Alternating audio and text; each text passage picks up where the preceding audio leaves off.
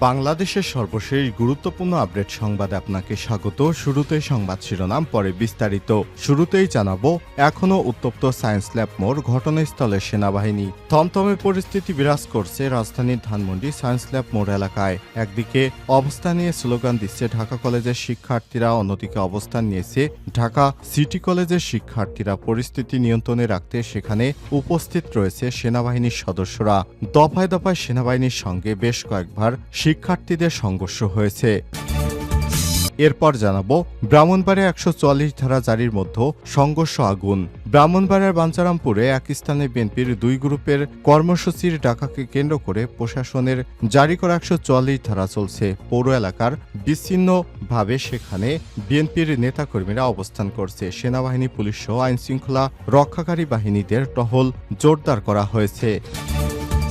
এদিকে মুজিব বর্ষে খরচ ১২০০ কোটির বেশি, নতুন বরাদ্দ বাতিল। শেখ মুজিবুর রহমানের জন্মশতবার্ষিকী উপলক্ষে উদযাপনের জন্য ২০২৪-২৫ অর্থ বছরে যে বাজেট বরাদ্দ দেওয়া হয়েছিল সেটি বাতিল করেছে অন্তর্বর্তীকালীন সরকার। আজ মন্ত্রিপরিষদ বিভাগের উপদেষ্টা পরিষদের বৈঠকে এই সিদ্ধান্ত নেওয়া হয়। এবারে জানাবো, এখনও হাসপাতালের বিছানায় কাতরাচ্ছেন ছাত্র জনতার অভ্যুত্থানে আহতরা। সুচিকিৎসার অভাবে এখনও হাসপাতালের বিছানায় কাতরাচ্ছেন ছাত্র জনতার অভ্যুত্থানের আহতরা। দেশের অবস্থা বিবেচনায় উন্নত চিকিৎসা নিশ্চিতে কিছুটা সময় লাগলেও আশাবাদী তারা। এবারে জানাবো, এদেশের উন্নয়ন যা হয়েছে সব বিএনপির অবদান। মির্জা ফখরুল। বিএনপির মহাসচিব মির্জা ফখরুল ইসলাম আলমগীর বলেছেন, এদেশে উন্নয়ন যা যা হয়েছে সবকিছুতেই বিএনপির অবদান রয়েছে। আওয়ামী লীগ প্রতিটি সেক্টরকে ধ্বংস করে দিয়েছে। আজ ফেনীর ছাগলনাইয়া উপজেলা আদালত মাঠ প্রাঙ্গণে ফুলগাজী, পরশুরাম এবং ছাগলনাইয়া উপজেলা বিএনপির আয়োজনে জাতীয় বিপ্লব ও সংহতি দিবস উপলক্ষে আয়োজিত এক জনসভায় সব মন্তব্য করেছেন ফখরুল। এবং সর্বশেষ জানাবো, এক্স ছেড়ে ব্লু স্কাইয়ে ঝুঁকছে ব্যবহারকারীরা। ব্রিটেনের প্রধানমন্ত্রীর স্পষ্ট বার্তা। সোশ্যাল মিডিয়া প্ল্যাটফর্মে এক্স ছেড়ে দলে দলে ব্যবহারকারীরা এখন ঝুঁকছে একই ধরনের সামাজিক যোগাযোগ মাধ্যম ব্লু স্কাই। বিশেষ করে সম্প্রতি মার্কিন প্রেসিডেন্ট নির্বাচন ঘিরে আলোচনার কেন্দ্রবিন্দুতে উঠে এসেছে এক্সের মতো এই সামাজিক মাধ্যমটি। নির্বাচন শেষ সপ্তাহে বিপুল সংখ্যক এক্স ব্যবহারকারী ইলন মাস্কের সোশ্যাল প্ল্যাটফর্মটি ছেড়ে যোগ দিচ্ছেন ব্লু স্কাই। প্রিয় দর্শক, এতক্ষণ শুনছিলেন সংবাদ শিরোনাম, এবারে বিস্তারিত। তবে তার আগে বন্ধুরা, অনুরোধ থাকবে সংবাদটিতে একটি লাইক দিন। এই চ্যানেলে আপনি নতুন হয়ে থাকলে আমাদের সংবাদটি দেখতে দেখতে চ্যানেলটি সাবস্ক্রাইব করে রাখুন, যাতে করে বন্ধুরা আমাদের পরবর্তী লেটেস্ট আপডেট সংবাদগুলো সবার আগে আপনার কাছে পৌঁছে যায়। কমেন্ট করে আপনার মূল্যবান মতামত জানিয়ে দিন। এবারে বিস্তারিত। এখনও উত্তপ্ত সায়েন্স ল্যাব মোড়, ঘটনাস্থলে সেনাবাহিনী। থমথমে পরিস্থিতি বিরাজ করছে রাজধানীর ধানমন্ডির সায়েন্স ল্যাব মোড় এলাকায়। একদিকে অবস্থান নিয়ে স্লোগান দিচ্ছে ঢাকা কলেজের শিক্ষার্থীরা, অন্যদিকে অবস্থান নিয়েছে সিটি কলেজের শিক্ষার্থীরা। পরিস্থিতি নিয়ন্ত্রণে রাখতে সেখানে উপস্থিত রয়েছে সেনাবাহিনীর সদস্যরা। এর আগে ঢাকা কলেজ ও সিটি কলেজের শিক্ষার্থীদের মধ্যে দফায় দফায় সংঘর্ষের ঘটনা ঘটে।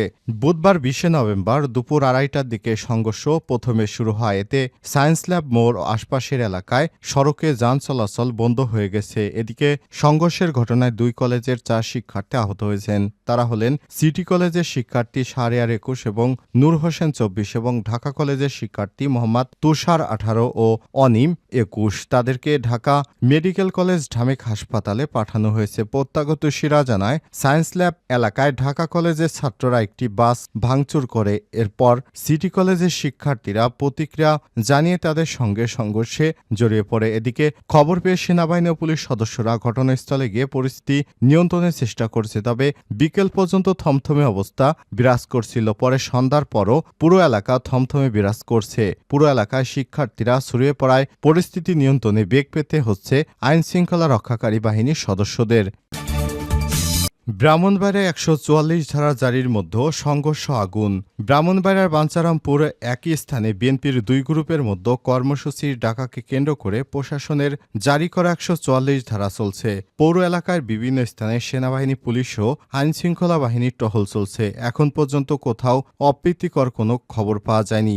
বুধবার ২০ নভেম্বর বেলা ১১টার দিকে বাঞ্ছারামপুরে বিএনপির সম্মেলনের বিরোধিতা করে দলটির এক অংশ বিক্ষোভ করে। পরে উজানচর ইউনিয়নের কৃষ্ণঙ্গপুর এলাকায় গাড়ি ভাঙচুর ও সড়কে আগুন ধরিয়ে দেয়, আঞ্চলিক সড়কে গাছ ফেলে বন্ধ করে দেয় বিক্ষোভকারীরা। পরে 1 ঘণ্টা পর সেনাবাহিনী গিয়ে যান চলাচল স্বাভাবিক করে। এর আগে মঙ্গলবার সন্ধ্যা থেকে বৃহস্পতিবার সন্ধ্যা পর্যন্ত পৌর এলাকায় 144 ধারা জারি করে বাঞ্ছারামপুর উপজেলা নির্বাহী কর্মকর্তা ইউএনও মোহাম্মদ আবুল মনসুর। উল্লেখ্য, বুধবার সকালে এসএম পাইলট উচ্চ বিদ্যালয় মাঠে বাঞ্ছারামপুর উপজেলা ও পৌর বিএনপির সম্মেলন হওয়ার কথা ছিল। সম্মেলনে বিএনপির সিনিয়র যুগ্ম মহাসচিব রুহুল কবির রিজভী প্রধান অতিথি হিসেবে উপস্থিত ছিলেন। কেন্দ্রীয় কৃষক দলের যুগ্ম সম্পাদক মেহেদী হাসান পলাশ গ্রুপ সম্মেলনের আয়োজন করে। অন্যদিকে একই স্থানে বিএনপির কেন্দ্রীয় নির্বাহী পরিষদের সদস্য M A Khalek PSC group করে জাতীয় বিপ্লব ও সংহতি দিবস উপলক্ষে আলোচনা সভার আয়োজন করে।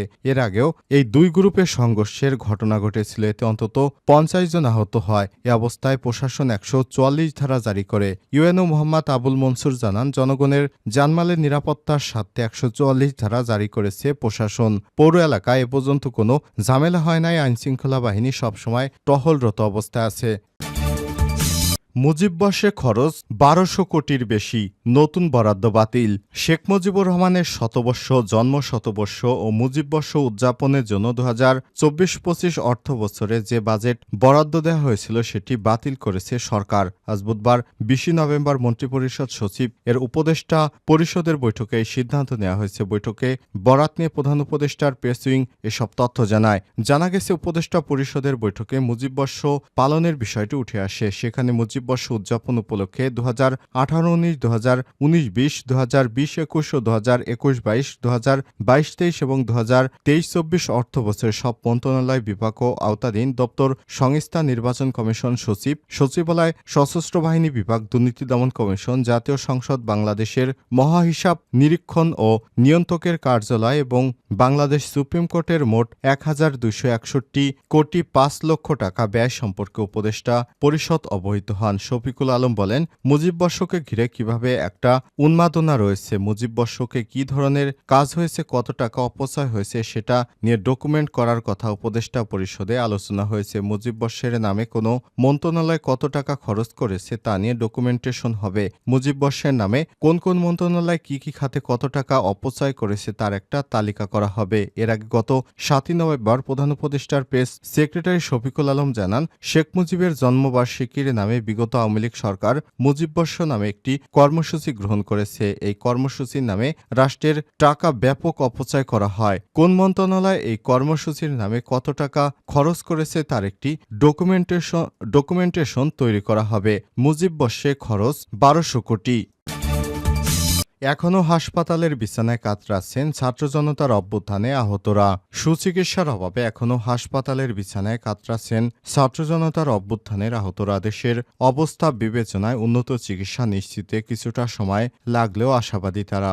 যদিও অনুযোগ অভ্যুত্থানের 3 মাসে হামলা এবং হত্যায় অনেকটাই ভুলতে বসেছে ছাত্র জনতা। তাই আহ্বান বিভক্তি নয়, বরং বারবার স্মরণ করতে হবে 24-এর ফ্যাসিস্ট বিরোধী চেতনাকে। উত্তাল জুলাই গুলিবিদ্ধ হবার পর চ্যানেল 24-কে দেয়া সাক্ষাৎকারে মুঠোফোনে বিষয়টি জানাচ্ছিলেন জাকির। তিনি বলেন, কয়েকবার হাসপাতাল ঘুরে অবশেষে চিকিৎসা মিললেও শেষ হয়নি শেষ রক্ষা। ঠিক সময় চিকিৎসার অভাবে আজ আমি পাহারা। এ সময় তিনি বলেন, সাথে দেশের তুলনা করে জাকির তুলোধুনো করেন স্বৈরাচারী শক্তিকে বিভক্তি এড়াতে। তাই বারবার জুলাই বিপ্লব স্মরণ করতে চান। তিনি বলেন, তারা তো সব শেষ করে দিছে, আমরা চেষ্টা করছি সব যাতে ঠিক হয়। আত্মগোপনে আত্মত্যাগের বাস্তবতায় কিছু ক্ষোভের মরিচা পড়েছে স্বপ্নীল আকাশে। সরকারি সহায়তা না মেলায় ধারকর্জ করে হাসপাতালে দিন কাটাচ্ছেন জাকির। তিনি বলেন, আমার জায়গায় আমি 16 বছরে ভাই কাজ করে সংসার চালাই। তার মতে অভ্যুত্থানের 3 মাসেই ফ্যাসিস্টের নৃশংসতা ভুলতে বসেছে ছাত্র জনতা। সামাজিক যোগাযোগ মাধ্যমে ক্ষণিকের আফসোস থাকলেও অঙ্গহানির এ যাত্রায় সঙ্গী নয় কেউ। অনেকেই ছবি দেখে আফসোস করে, কিন্তু এখনো একটু জানতে চায় না কেমন আছি। হারানোর ব্যথা ছাপিয়ে যায় সবটা, তবু নতুন বাংলাদেশের স্বপ্ন দেখেন আহতরা। তাদের আহ্বান, রাষ্ট্র এবং জনস্বার্থে একবার হবার, এক হোক সবাই, এটাই চায় তারা।